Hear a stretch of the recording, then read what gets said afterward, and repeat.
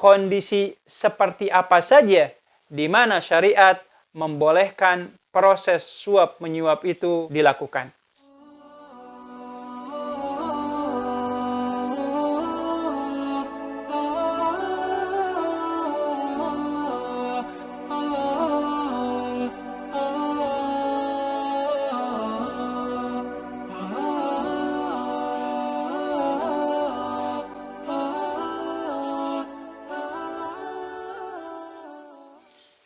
Bismillahirrahmanirrahim. Alhamdulillah wassalatu wassalamu ala Rasulillah.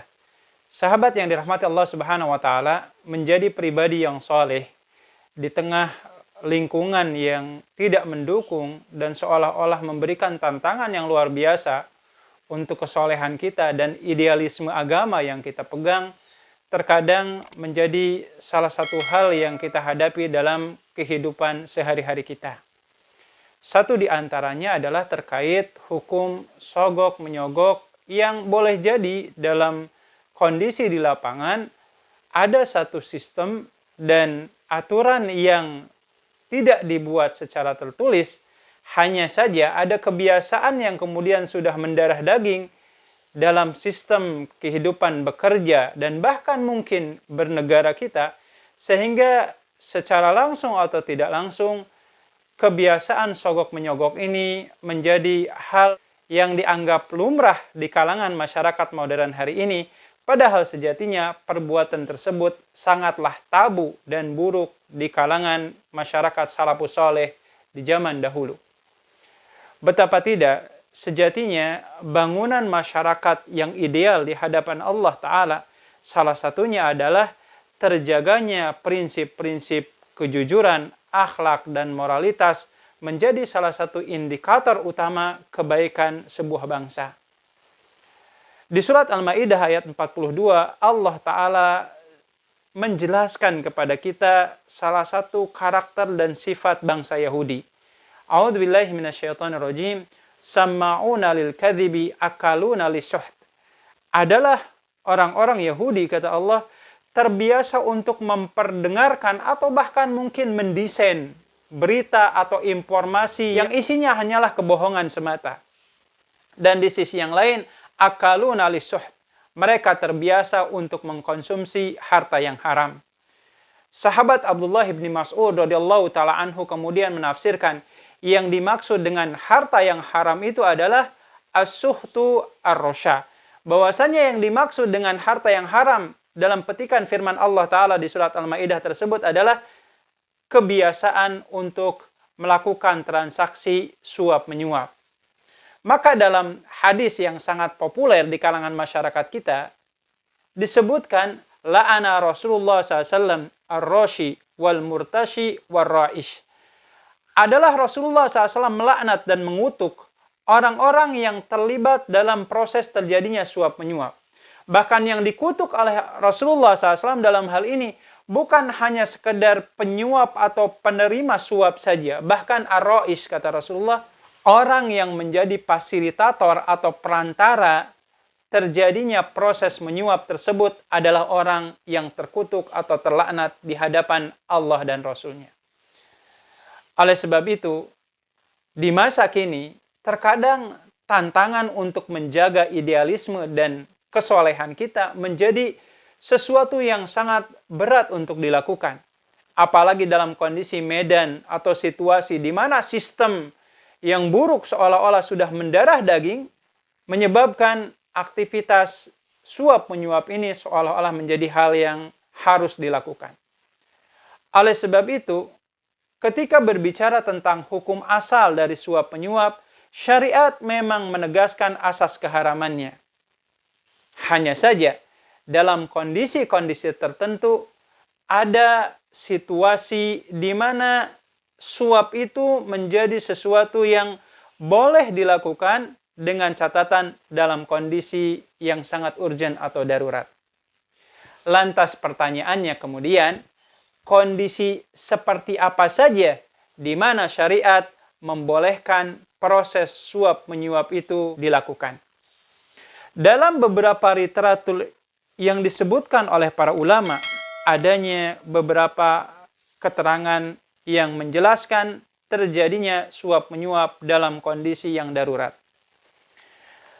Adalah sahabat Abdullah bin Mas'ud radhiyallahu taala anhu disebutkan annahu kana bil habasyati farasha dinaraini wa qala innamal itsmu 'alal qabili duna dafi'.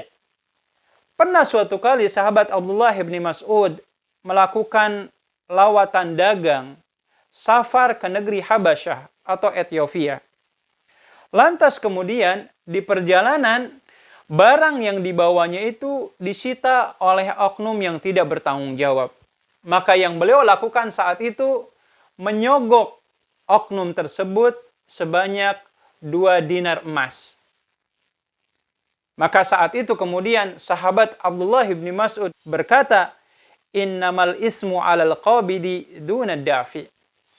Mudah-mudahan Allah Ta'ala memikulkan dosa itu kepada orang yang menerimanya dengan senang hati, bukan kepada orang yang memberikan sogokan itu dalam kondisi terpaksa. Maka terkait adanya asar dari sahabat Abdullah bin Mas'ud ini, disebutkan adanya pandangan dari jumhur mayoritas para ulama tabi'in, di mana mereka menegaskan, la ba'sa ayyusani'a an nafsihi wa malihi idza khafa zulma. Tidak apa-apa kemudian kita melakukan yang namanya aktivitas suap atau menyogok jikalau ditujukan untuk menjaga keselamatan diri kita, termasuk menjaga harta kita yang memang sejatinya harta tersebut milik kita, tetapi diambil oleh oknum yang tidak bertanggung jawab. Maka jikalau ada kekhawatiran kezaliman yang akan menimpa kita atau harta kita, maka para ulama berpandangan dalam kondisi seperti ini tidak apa-apa kita melakukan aktivitas penyuapan. Tentu saja apa yang disampaikan di sini bukan berarti kita hendak menganggap remeh seolah-olah suap menyuap itu dengan lumrahnya dan dalam kondisi apapun boleh dilakukan. Catatannya, jikalau memang ada semacam kekhawatiran yang begitu mendesak terkait keselamatan kita dan harta kita, bahkan mungkin adanya indikasi kezaliman itu dilakukan kepada kita, maka tidak apa-apa kemudian aktivitas suap menyuap itu dilakukan. Terkait hal ini, Imam Al-Qurtubi mengutip pandangan dari seorang ulama tabi'in yang bernama Imam Wahab bin Munabbih. Ketika beliau ditanya, "Ar-riswatu haramun fi kulli syai'?" Apakah menyuap atau menyogok itu hukumnya haram secara mutlak dalam setiap kondisi?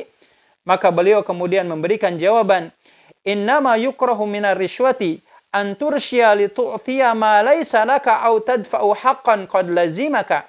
Fa amma an turshiya li tad'afa an dinika aw damika aw malika falaysa biharamin." Beliau memberikan jawaban, sesungguhnya aktivitas riswah atau menyuap itu hukumnya dibenci atau dilarang bila mana kemudian kita menyogok dengan tujuan untuk mengambil hak yang bukan milik kita.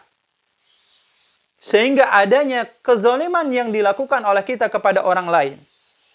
Adapun jikalau kita menyuap dalam kondisi kita membela agama kita, ataupun menjaga nyawa kita, darah kita agar tertumpah dengan tidak sia-sia, termasuk menjaga harta kita yang diambil oleh oknum yang tidak bertanggung jawab, yang merupakan harta atau aset tersebut milik kita, maka dalam kondisi seperti ini, kata Imam Wahab bin Munabbih, melakukan aktivitas riswah atau menyuap itu tidak terkategorikan sebagai tindakan yang diharamkan secara syariat. Dan penegasan terkait status menyuap dalam kondisi darurat ini pun disebutkan oleh berbagai macam ulama di kalangan ulama 4 madhab.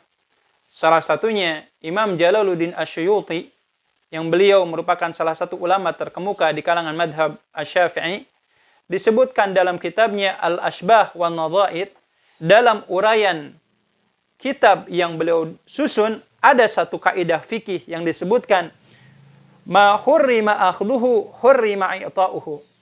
Sesuatu yang haram untuk diambil, maka sejatinya memberikannya pun hukumnya adalah haram.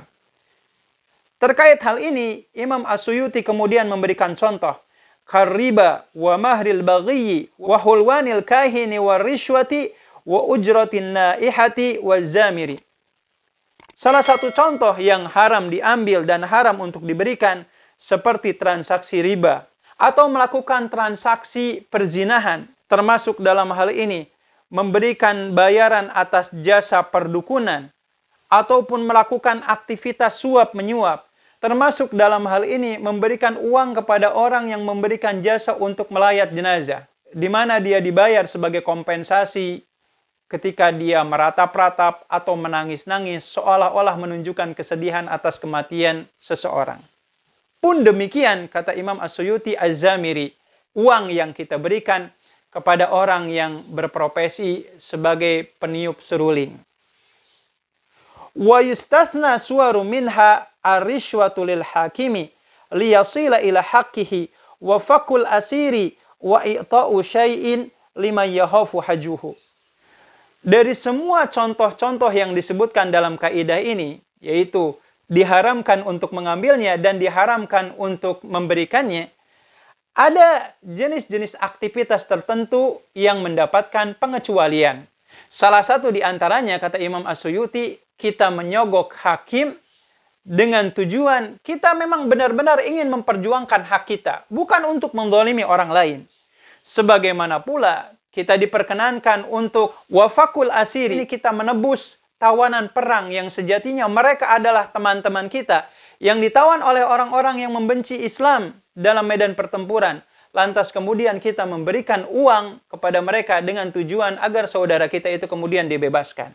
Termasuk dalam hal ini, kata Imam As-Suyuti, hal yang dikecualikan dan diperbolehkan hukumnya adalah ketika kita memberikan sesuatu, baik itu uang atau hadiah, kepada oknum tertentu yang dengan jabatan yang dimilikinya ada semacam kekhawatiran bahwasannya orang tersebut akan melakukan tindakan kesewenang-wenangan atau kezaliman kepada diri kita.